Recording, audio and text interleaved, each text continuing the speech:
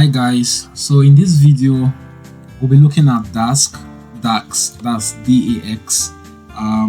Remember I said the full meaning of DAX is data analysis expression.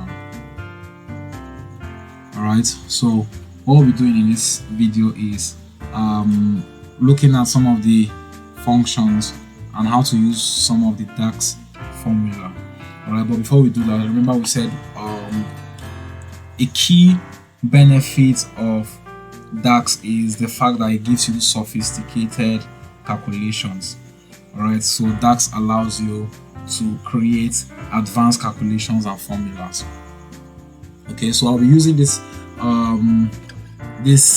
my measure table here. I'll be doing some manipulation of data using under this table my measures.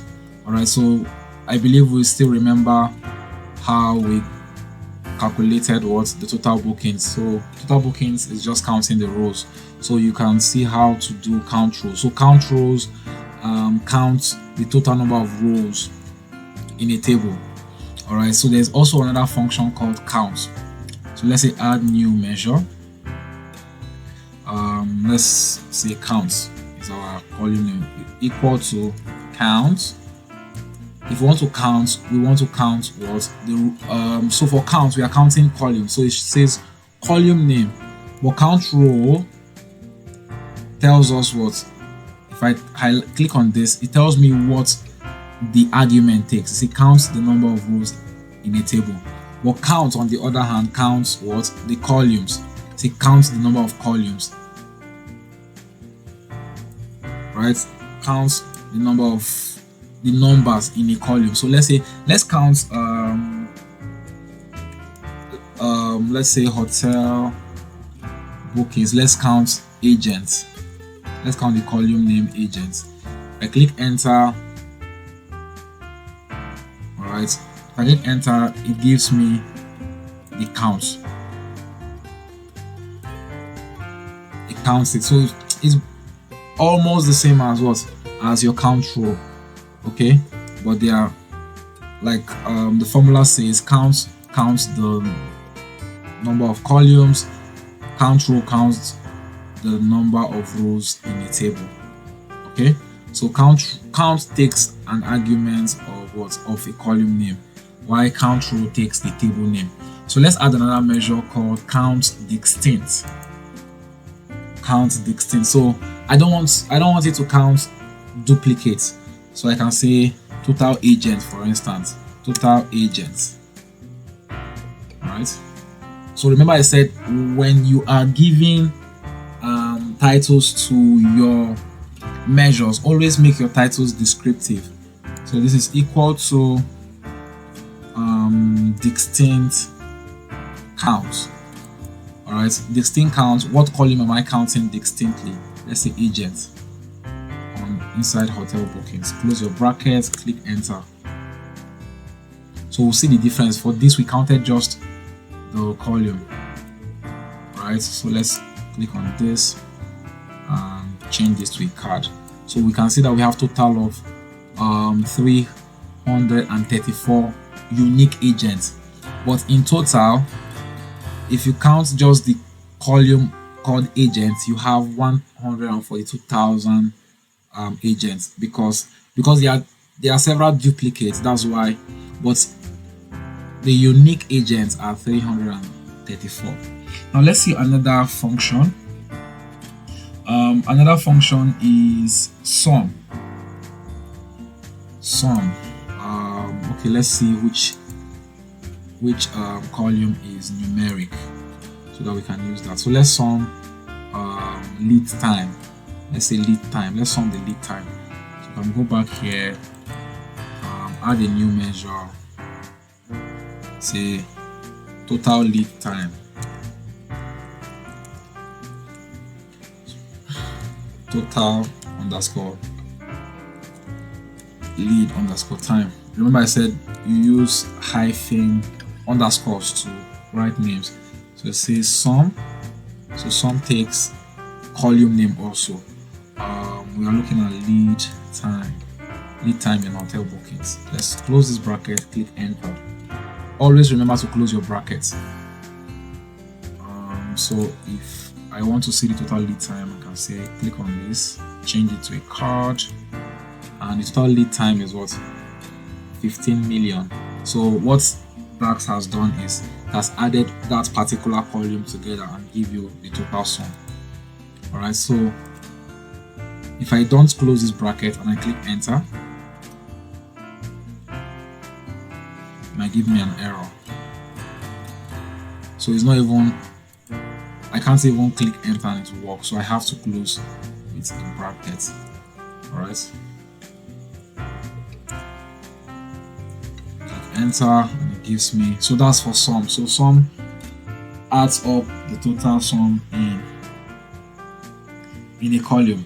So there's also another function called the maximum. Alright, maximum, or let's say I want to, let's do maximum first. So I want to see the maximum. Go to new measure, say I want to see the maximum lead time. Maximum, let's leave space first and see if it works. Lead time is equal to max, the function max, open bracket, what column? Lead time. Click enter. Oh, it works without the underscore. Okay, that means we can write names without underscore, but underscore simplifies it for us. All right, simplifies it for us. So see, maximum lead time is 737. That's the maximum lead time. We can also have the minimum lead time. We can do for minimum lead time, create new measure, say minimum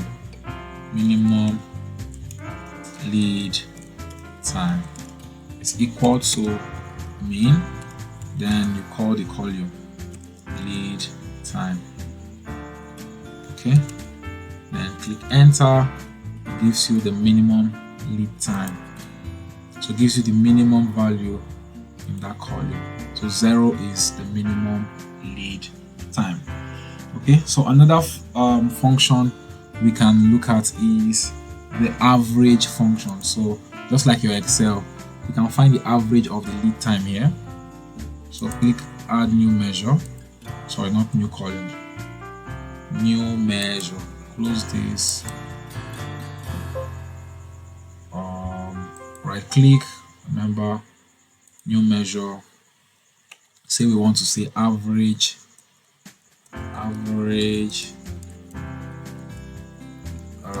lead time,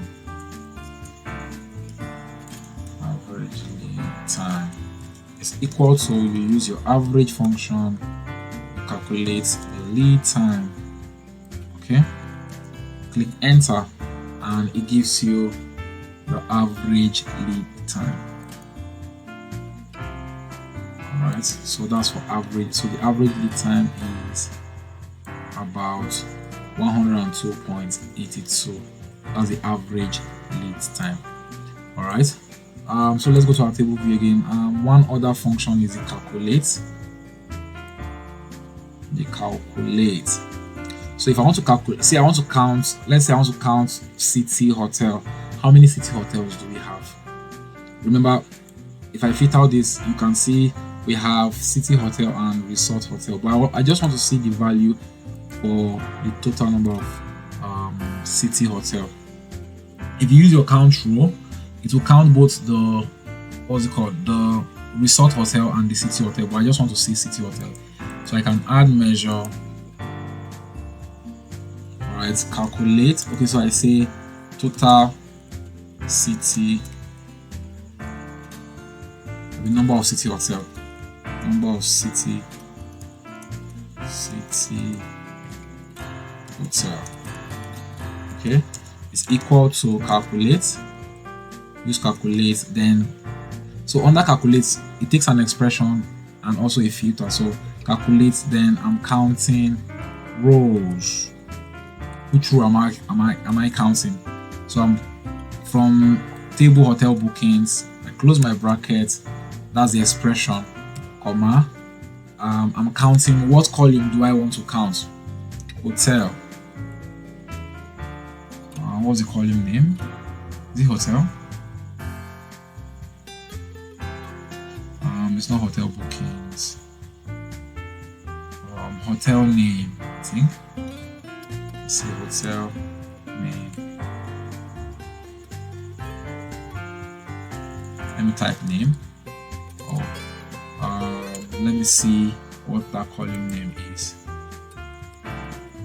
So it's giving me an error. It says argument 2 in calculate function is required, but I want to see what that column name is, right? So I click on this. So hotel is the column name. So let's go back to this now and edit the formula. So comma hotel.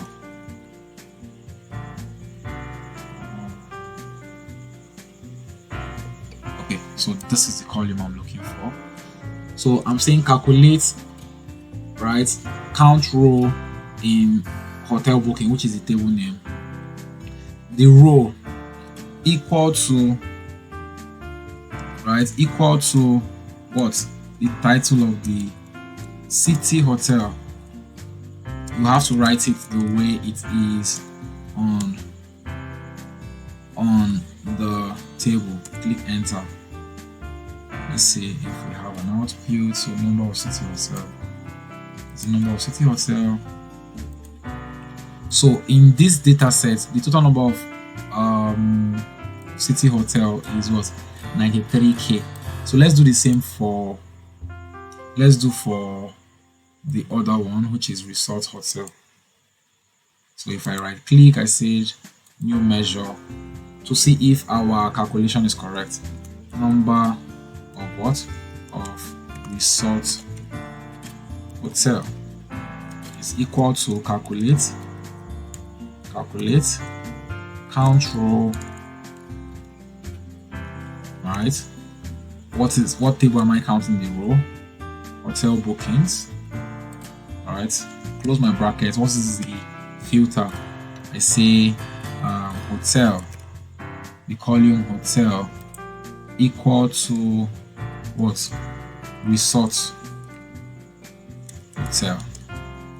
Close my brackets. Let's see. Let's see. So change this to a card. So you see that city hotel is 93k, 93,000, while resort hotel is 49,000. If you add these two values together, it gives you the total number of rows. So these are some of the DAX functions that we have. So you can explore more DAX functions.